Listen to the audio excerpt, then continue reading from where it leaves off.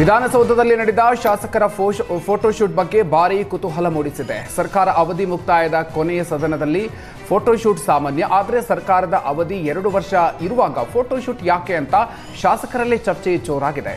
CM ಬದಲಾವಣೆನ, speaker ಬದಲಾವಣೆನ, ಸಂಪುಟ ಬದಲಾವಣೆನ ಅನ್ನೋ ಕುತೂಹಲ ಮೂಡಿಸಿದೆ. ಈ ಫೋಟೋಶೂಟ್ ವಿಧಾನಸೌಧದ ಮೊಗಸಾಲೆಯಲ್ಲಿ ಸ್ಪೀಕರ್ ಜೊತೆಗೆ ಸಿಬ್ಬಂದಿ ಫೋಟೋಶೂಟ್ ಕೂಡ ಮಾಡಲಾಗಿದೆ. ಇದು ಏನೋ ಬದಲಾವಣೆ ಆಗಲಿದೆ ಎಂಬ ಸುದ್ದಿಗೆ ಇನ್ನಷ್ಟು ರೆಕ್ಕೆ ಪುಕ್ಕ ಹುಟ್ಟಿದೆ. ಇದಕ್ಕೆ ಪ್ರತಿಕ್ರಿಯಿಸಿದ ಸ್ಪೀಕರ್ ಯುಟಿ ಖಾದರ್, ಪರಿಷತ್ನಲ್ಲಿ ಕೆಲವು ಸದಸ್ಯರ ಅವಧಿ ಮುಕ್ತಾಯ ಆಗ್ತಾ ಇದೆ, ಹಾಗಾಗಿ ಅವರ ಜೊತೆಗೆ ಫೋಟೋಶೂಟ್ ಮಾಡಿಸಿದ್ದೀವಿ ಅಂತ ಹೇಳಿದ್ದಾರೆ.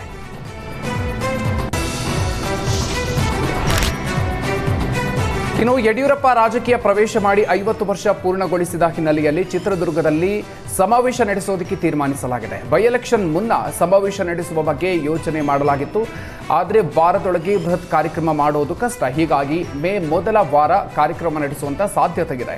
ಈ ಕಾರ್ಯಕ್ರಮದ ಬಗ್ಗೆ ಚರ್ಚೆಗೆ ಸಭೆಗೆ ಕರೆಯಲಾಗಿದ್ದು, ಬಿಜೆಪಿಯ ಪ್ರಮುಖ ಶಾಸಕರು, ಸಂಸದರು ಭಾಗಿಯಾಗಲಿದ್ದಾರೆ. ಸಂಜೆ 5 ಗಂಟೆಗೆ ಸಭೆ ಆಯೋಜನೆ ಮಾಡಲಾಗಿದ್ದು, ಕಾರ್ಯಕ್ರಮದ ರೂಪುರೇಷೆಯ ಬಗ್ಗೆ ಚರ್ಚೆ ನಡೆಯಲಿದೆ. ಹೈಕೋರ್ಟ್ನಲ್ಲಿ ಕೆಲಸ ಕೊಡಿಸೋದಾಗಿ ವಂಚನೆ ಮಾಡಿದ್ದ ಖತರ್ನಾಕ್ ದಂಪತಿಯನ್ನು ಪೊಲೀಸರು ಬಂಧಿಸಿದ್ದಾರೆ. ಜೈಸನ್ ಮತ್ತು ಲೆವಿನಾ ದಂಪತಿಯನ್ನು ಬಂಧಿಸಿದ ಸಿಸಿಬಿ ಪೊಲೀಸರು ವಿಚಾರಣೆ ನಡೆಸುವಾಗ ಮತ್ತಷ್ಟು ವಂಚನೆ ಪುರಾಣ ಬಯಲಾಗಿದೆ. ದಂಪತಿಯ ವಿರುದ್ಧ ವಿವಿಧ ಠಾಣೆಯಲ್ಲಿ 15 ಕೇಸ್ಗಳು ದಾಖಲಾಗಿದ್ವು. ಇದರ ಬಗ್ಗೆ ಬೆನ್ನತ್ತಿ ಹೋದಂತಹ ಪೊಲೀಸರು ವಂಚಕ ದಂಪತಿ ಸೇರಿದಂತೆ ಇದುವರೆಗೆ 6 ಮಂದಿಯನ್ನು ಬಂಧನ ಮಾಡಿದ್ದಾರೆ. ಪ್ರೊಫೆಸರ್ ಸರ್ವಯ್ಯರ್ ಎಫ್ಡಿಎ ಚಾಲಕರ ಕೆಲಸ ಕೊಡಿಸೋದಾಗಿ ಹಣವನ್ನು ವಸೂಲಿ ಮಾಡ್ತಾ ಇದ್ರು. ಬಂಧಿತರಿಂದ ಒಟ್ಟು 38 ಲಕ್ಷ ಹಣ ವಶಕ್ಕೆ ಪಡೆಯಲಾಗಿದೆ. ದಂಪತಿ ವಿರುದ್ಧ 2022ರಲ್ಲಿ ಚಿಕ್ಕಬಳ್ಳಾಪುರ ಟೌನ್ನಲ್ಲಿ ಮೊದಲ ಕೇಸ್ ದಾಖಲಾಗಿತ್ತು. ವಂಚನೆ ಪುರಾಣ ಬಯಲು ಮಾಡೋದಕ್ಕೆ ವಿಶೇಷ ತಂಡ ರಚನೆ ಮಾಡಲಾಗಿತ್ತು. ಅಲ್ಲದೆ ವಂಚಿಸಿದ ಹಣದಲ್ಲಿ ಜಮೀನು, ಸೈಟ್ ಖರೀದಿಸಿದ್ದಾರೆ ಅನ್ನೋ ಮಾಹಿತಿ ಕೂಡ ಹೊರಬಿದ್ದಿದ್ದು, ಈ ಬಗ್ಗೆ ಸಿಸಿಬಿ ಪೊಲೀಸರು ಆಸ್ತಿಯನ್ನು ಕೂಡ ಸೀಸ್ ಮಾಡೋದಕ್ಕೆ ಕೋರ್ಟ್ಗೆ ಪತ್ರವನ್ನು ಬರೆಯೋದಕ್ಕೆ ಮುಂದಾಗಿದ್ದಾರೆ.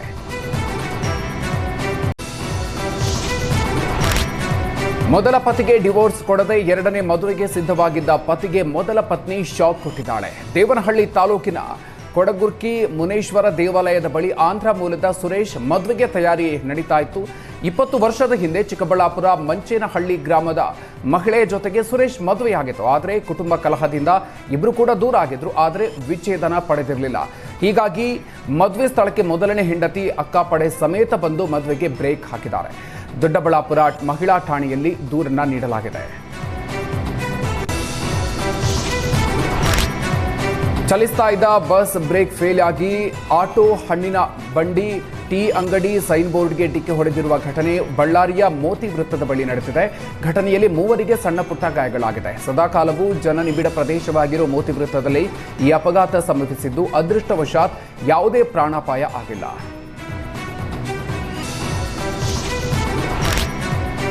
ರಾಜ್ಯ ಸರ್ಕಾರ ಒಳ ಮೀಸಲಾತಿ ಜಾರಿಗೊಳಿಸೋದಕ್ಕೆ ಆಗ್ರಹಿಸಿ ಶಿವಮೊಗ್ಗದಲ್ಲಿ ಮಾದಿಗ ಸಂಘಟನೆಗಳ ಒಕ್ಕೂಟದಿಂದ ಡಿಸಿ ಕಚೇರಿಯ ಎದುರು ಪ್ರತಿಭಟನೆ ನಡೆಸಲಾಗಿದೆ. ಸಚಿವ ಸಂಪುಟದಲ್ಲಿ ಸುತ್ತೋಲೆ ಹಿಂಪಡೆದು ಮೀಸಲಾತಿ ಅಳವಡಿಸಿ ಉದ್ಯೋಗ ಮೀಸಲಾತಿ ನೀಡಬೇಕು, ಎಸ್ಸಿ ಎಸ್ಟಿ ಅನುದಾನ ಹಣವನ್ನು ಬೇರೆ ಉದ್ದೇಶಗಳಿಗೆ ಬಳಸಬಾರದು ಹಾಗೂ ನಾಗಮೋಹನ್ ದಾಸ್ ಆಯೋಗದ ವರದಿ ಜಾರಿಯಾಗಬೇಕು ಅಂತ ಆಗ್ರಹಿಸಿ ಪ್ರತಿಭಟನೆಯನ್ನು ನಡೆಸಲಾಗಿದೆ.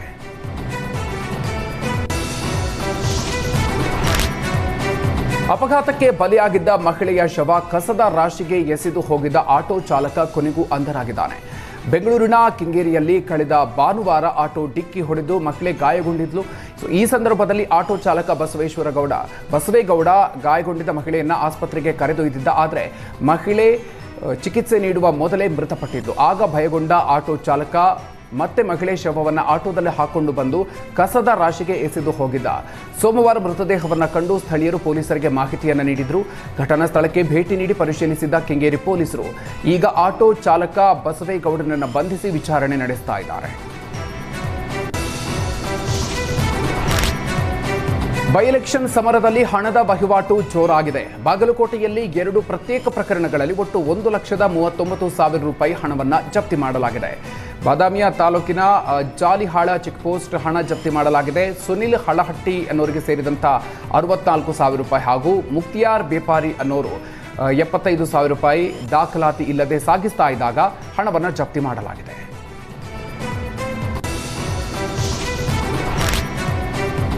ಬಾಗಲಕೋಟೆ ಉಪಚುನಾವಣೆ ಹಿನ್ನೆಲೆ ನೀತಿ ಸಂಹಿತೆ ಉಲ್ಲಂಘಿಸಿ ಸಾಗಿಸ್ತಾ ಇದ್ದ 2,30,30,000 ರೂಪಾಯಿ ಹಣವನ್ನು ಜಪ್ತಿ ಮಾಡಲಾಗಿದೆ. ಗುಗ್ಗಲಮರಿ ಚೆಕ್ಪೋಸ್ಟ್ನಲ್ಲಿ ದಾಖಲೆ ಇಲ್ಲದೆ ಕಾರ್ನಲ್ಲಿ 2,30,000 ರೂಪಾಯಿ ಹಣವನ್ನು ಸಾಗಿಸಲಾಗ್ತಾ ಇತ್ತು. ಲೋಕೋಪಯೋಗಿ ಇಲಾಖೆಯ ಅಧಿಕಾರಿಗಳು ಕಾರಿನ ತಪಾಸಣೆ ಮಾಡಿ ಹಣವನ್ನು ಮುಟ್ಟುಗೋಲು ಹಾಕಿದ್ದಾರೆ.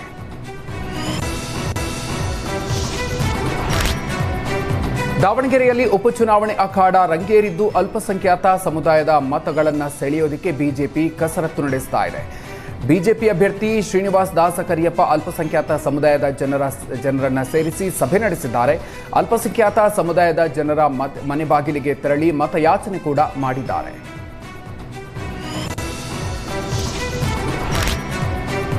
ಬಾಗಲಕೋಟೆ ಉಪಚುನಾವಣೆ ಹಿನ್ನೆಲೆ ಕಾಂಗ್ರೆಸ್ ಮುಖಂಡರು ಸಮುದಾಯವಾರು ಮತಗಳ ಟಾರ್ಗೆಟ್ ಮಾಡಿದ್ದಾರೆ. ನವನಗರದ ಖಾಸಗಿ ಹೋಟೆಲ್ ಸಭಾಭವನದಲ್ಲಿ ಬಂಜಾರ ಮುಖಂಡರ ಜೊತೆಗೆ ಆರ್ಬಿ ತಿಮ್ಮಾಪುರ ಸೇರಿದಂತೆ ಹಲವರು ಭಾಗಿಯಾಗಿದ್ದರು. ಸಭೆಯಲ್ಲಿ ಉಪಚುನಾವಣೆ ಪ್ರಚಾರ, ಸಮುದಾಯಗಳ ಮತ ಸೆಳೆಯೋದು ಹೇಗೆ, ಯಾರ್ಯಾರಿಗೆ ಯಾವ ಜವಾಬ್ದಾರಿ ಅನ್ನೋದನ್ನೆಲ್ಲ ಲೆಕ್ಕಾಚಾರ ಹಾಕಲಾಗಿದೆ. ಪ್ರಚೋದನಕಾರಿ ಭಾಷಣ ಆರೋಪದಡಿ ಶಾಸಕ ಯತ್ನಾಳ್ ಹಾಗೂ ಅನಂತಕುಮಾರ್ ಹೆಗಡೆ ವಿರುದ್ಧ ಎಫ್ಐಆರ್ ದಾಖಲಿಸಲಾಗಿದೆ.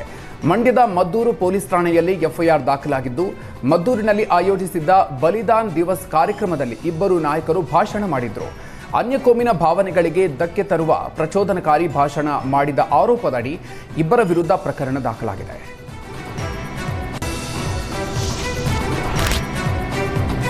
ಮದ್ಯದ ಅಂಗಡಿ ಮಾಲೀಕರೇ ಎಚ್ಚರ. ನೀವೇನಾದರೂ ನಿಗದಿಗಿಂತ ಹೆಚ್ಚು ದರಕ್ಕೆ ಮದ್ಯ ಮಾರಾಟ ಮಾಡಿದ್ರೆ ನಿಮ್ಮ ಅಂಗಡಿಗೆ ಬೀಗ ಬೀಳುತ್ತೆ. ಎಂಆರ್ಪಿ ದರದಲ್ಲಿ ಮಾತ್ರ ಮದ್ಯ ಮಾರಾಟ ಮಾಡಬೇಕು. ನಿಯಮ ಮೀರಿ ಹೆಚ್ಚಿನ ದರಕ್ಕೆ ಮದ್ಯ ಮಾರಾಟ ಮಾಡಿದ್ರೆ ನಿಮ್ಮ ಲಿಕ್ಕರ್ ಶಾಪ್ ಕ್ಲೋಸ್ ಆಗಲಿದೆ. ರಾಯಚೂರಿನಲ್ಲಿ 2 ಮದ್ಯದ ಅಂಗಡಿಗಳಲ್ಲಿ ಎಂಆರ್ಪಿ ದರಕ್ಕಿಂತ 20 ರಿಂದ 30 ರೂಪಾಯಿ ಹೆಚ್ಚು ದರ ವಸೂಲಿ ಮಾಡಿದ ಬಗ್ಗೆ ದೂರು ದಾಖಲಾಗಿತ್ತು. ದೂರನ್ನು ಆಧರಿಸಿ 3 ಬಾರಿ ದಂಡ ಕಟ್ಟಿಸಿಕೊಳ್ಳಲಾಗಿತ್ತು. 4ನೇ ಬಾರಿ ಅಂಗಡಿಯನ್ನೇ ಬಂದ್ ಮಾಡುವಂತೆ ಜಿಲ್ಲಾಧಿಕಾರಿ ನಿತೀಶ್ ಆದೇಶ ನೀಡಿದ್ದಾರೆ.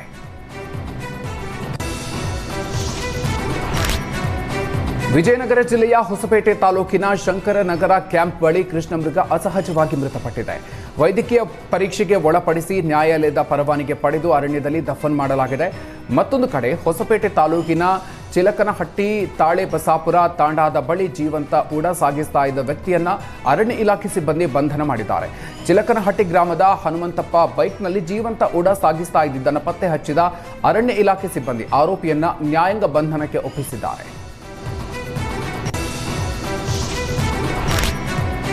ಮಾಗಡಿ ಹಾಗೂ ಕುದೂರು ಪೊಲೀಸರು ಭರ್ಜರಿ ಕಾರ್ಯಾಚರಣೆಯನ್ನು ನಡೆಸಿ ಪ್ರಯಾಣಿಕರ ಸೋಗಿನಲ್ಲಿ ಕಳ್ಳತನ ಮಾಡ್ತಾ ಇದ್ದ ಖತರ್ನಾಕ್ ಲೇಡಿಯನ್ನು ಬಂಧನ ಮಾಡಿದ್ದಾರೆ.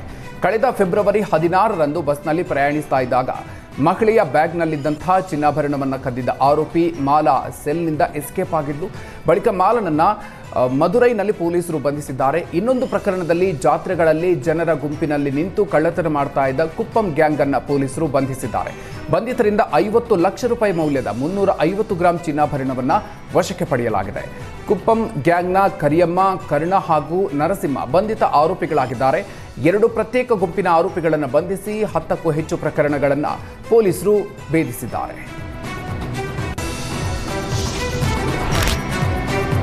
ಮಂಡ್ಯ ಮಳವಳ್ಳಿ ಪಟ್ಟಣದ ತೋಟಗಾರಿಕಾ ಇಲಾಖೆ ಪಕ್ಕದಲ್ಲಿ ಚಿರತೆ ಪ್ರತ್ಯಕ್ಷ ಅಂತ ವದಂತಿ ಹಬ್ಬಿತ್ತು. ಸಾಮಾಜಿಕ ಜಾಲತಾಣದಲ್ಲಿ ಹರಿದಾಡಿರುವ ಕಪ್ಪು ಚಿರತೆ ಫೋಟೋ ಪರಿಶೀಲನೆ ನಡೆಸಿದ ಬಳಿಕ ಎಐ ಎಡಿಟೆಡ್ ಫೋಟೋ ಅನ್ನೋದು ಗೊತ್ತಾಗಿದೆ. ಆದರೂ ಜನರ ಆತಂಕ ನಿವಾರಣೆ ಮಾಡೋದಕ್ಕೆ ಡ್ರೋನ್ ಮೂಲಕ ಚಿರತೆ ಕಾರ್ಯಪಡೆ ಕಾರ್ಯಾಚರಣೆಯನ್ನು ನಡೆಸಿದ್ರು. ಯಾವುದೇ ಕುರುಹುಗಳು ಪತ್ತೆಯಾಗಿರಲಿಲ್ಲ. ಅರಣ್ಯ ಇಲಾಖೆ ಮಾತನ್ನ ಒಪ್ಪದ ಸ್ಥಳೀಯರ ಆಕ್ರೋಶಕ್ಕೆ ಮಣಿದು ಅನಿವಾರ್ಯವಾಗಿ ಬೋನನ್ನು ಇರಿಸಿ ಚಿರತೆ ಸೆರೆಗೆ ಅರಣ್ಯ ಇಲಾಖೆ ಮುಂದಾಗಿದೆ. ರಾಜ್ಯ ಮುಕ್ತ ವಿವಿಯಲ್ಲಿ ಆರ್ಎಸ್ಎಸ್ ಚಿಂತನೆಯ ಶೈಕ್ಷಣಿಕ ಅಧಿವೇಶನಕ್ಕೆ ರಾಜ್ಯ ಮುಕ್ತ ವಿವಿ ನೀಡಿದ್ದ ಸಹಯೋಗಕ್ಕೆ ರಾಜ್ಯ ಸರ್ಕಾರ ತಕರಾರು ತೆಗೆದಿದೆ. ರಾಜ್ಯ ಮುಕ್ತ ವಿವಿ ಸಹಯೋಗ ಮತ್ತು ಹಣಕಾಸಿನ ನೆರವಿನೊಂದಿಗೆ ಕಾರ್ಯಕ್ರಮ ಆಯೋಜನೆಯಾಗಿತ್ತು.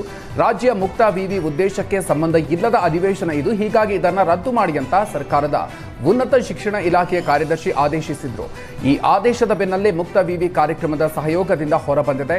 ಪಂಡಿತ್ ದೀನ್ ದಯಾಳ್ ಉಪಾಧ್ಯಾಯ ನೆನಪಿನ ಶೈಕ್ಷಣಿಕ ಕಾರ್ಯಕ್ರಮ ಇಂದಿನಿಂದ 3 ದಿನ ನಡೆಯಲಿದೆ.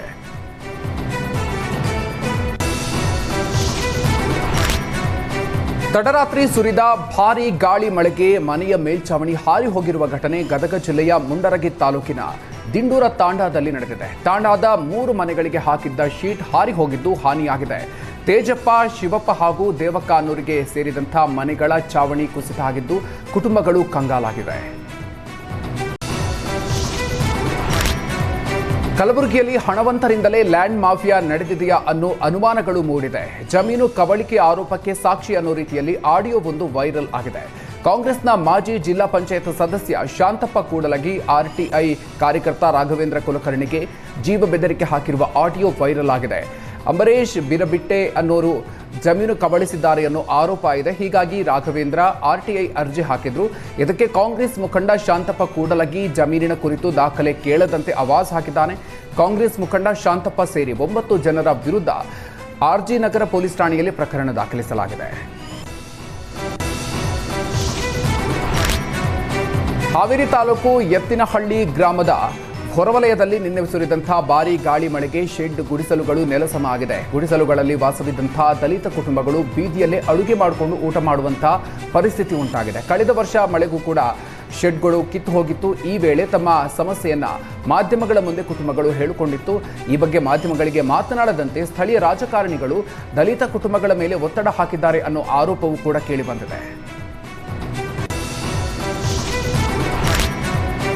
ಬೇಸಿಗೆ ಆರಂಭವಾಗ್ತಾ ಇದ್ದಂತೆ ಕೊಪ್ಪಳದಲ್ಲಿ ಕುಡಿಯುವ ನೀರಿಗಾಗಿ ಹಾಹಾಕಾರ ಶುರುವಾಗಿದೆ. ಕಳೆದ 5 ದಿನಗಳಿಂದ ಕುಡಿಯುವ ನೀರು ಬಾರದ ಹಿನ್ನೆಲೆ ಜನರು ದಿಢೀರಾಗಿ ಪ್ರತಿಭಟನೆ ಮಾಡಿದ್ದಾರೆ. ರಸ್ತೆಯಲ್ಲಿ ಕೊಡ ಇಟ್ಕೊಂಡು ದಿಢೀರ್ ಪ್ರತಿಭಟನೆ ಮಾಡಿ ತಮ್ಮ ಆಕ್ರೋಶವನ್ನು ಹೊರಹಾಕಿದ್ದಾರೆ. ನಗರ ಪ್ರದೇಶದಲ್ಲಿ ನೀರಿನ ಸಮಸ್ಯೆ ಪರಿಹರಿಸುವಂತೆ ಒತ್ತಾಯ ಮಾಡಿದ್ದಾರೆ.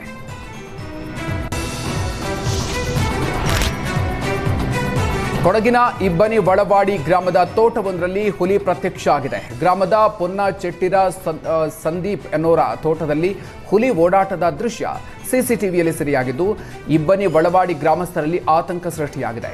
ಮಡಿಕೇರಿ ನಗರದಿಂದ ಕೇವಲ 2 ಕಿಲೋಮೀಟರ್ ದೂರದಲ್ಲಿರುವ ಗ್ರಾಮದಲ್ಲಿ ಹಲವು ದಿನಗಳಿಂದ ಹುಲಿ ಓಡಾಟದ ಮಾಹಿತಿ ಇತ್ತು. ಆದರೆ ಅದು ಹುಲಿ ಅಥವಾ ಬೇರೆ ಪ್ರಾಣಿಯ ಅನ್ನುವಂಥ ಬಗ್ಗೆ ಗೊಂದಲ ಇತ್ತು. ಆದರೆ ಈಗ ಅದು ಹುಲಿ ಅನ್ನೋದು ಖಚಿತ ಆಗಿದೆ ಅಂತ ಡಿಎಫ್ಒ ಮಾಹಿತಿಯನ್ನು ಕೊಟ್ಟಿದ್ದಾರೆ. ಗ್ರಾಮಸ್ಥರು ಎಚ್ಚರಿಕೆಯಿಂದ ಇರುವಂತೆ ಅರಣ್ಯ ಇಲಾಖೆ ಮನವಿಯನ್ನು ಮಾಡಿಕೊಂಡಿದೆ. ಮದ್ಯದ ಅಂಗಡಿ ಮಾಲೀಕರೇ ಎಚ್ಚರವಾಗಿರಿ. ಎಂಆರ್ಪಿ ದರದಲ್ಲಿ ಮಾತ್ರ ಮದ್ಯ ಮಾರಾಟ ಮಾಡಬೇಕು. ನಿಯಮ ಮೀರಿ ಹೆಚ್ಚಿನ ದರಕ್ಕೆ ಮದ್ಯ ಮಾರಾಟ ಮಾಡಿದರೆ ನಿಮ್ಮ ಅಂಗಡಿಗೆ ಬೀಗ ಬೀಳುತ್ತೆ. ರಾಯಚೂರಿನಲ್ಲಿ 2 ಮದ್ಯದ ಅಂಗಡಿಗಳಲ್ಲಿ ಎಂಆರ್ಪಿ ದರಕ್ಕಿಂತ 20 ರಿಂದ 30 ರೂಪಾಯಿ ಹೆಚ್ಚು ವಸೂಲಿ ಮಾಡಿದ ಬಗ್ಗೆ ದೂರು ದಾಖಲಾಗಿತ್ತು. ದೂರು ಆಧರಿಸಿ 3 ಬಾರಿ ದಂಡವನ್ನು ಕಟ್ಟಿಸಿಕೊಳ್ಳಲಾಗಿತ್ತು. 4ನೇ ಬಾರಿ ಅಂಗಡಿ ಬಂದ್ಗೆ ಜಿಲ್ಲಾಧಿಕಾರಿ ನಿತೀಶ್ ಆದೇಶವನ್ನು ನೀಡಿದ್ದಾರೆ.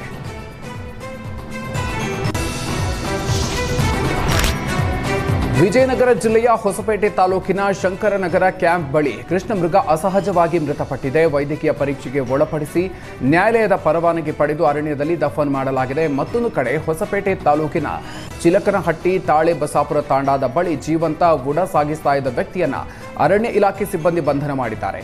ಚಿಲಕನಹಟ್ಟಿ ಗ್ರಾಮದ ಹನುಮಂತಪ್ಪ ಬೈಕ್ನಲ್ಲಿ ಜೀವಂತ ಉಡ ಸಾಗಿಸ್ತಾ ಇದ್ದಿದ್ದನ್ನು ಪತ್ತೆ ಹಚ್ಚಿದ ಅರಣ್ಯ ಇಲಾಖೆ ಸಿಬ್ಬಂದಿ ಆರೋಪಿಯನ್ನ ನ್ಯಾಯಾಂಗ ಬಂಧನಕ್ಕೆ ಒಪ್ಪಿಸಿದ್ದಾರೆ.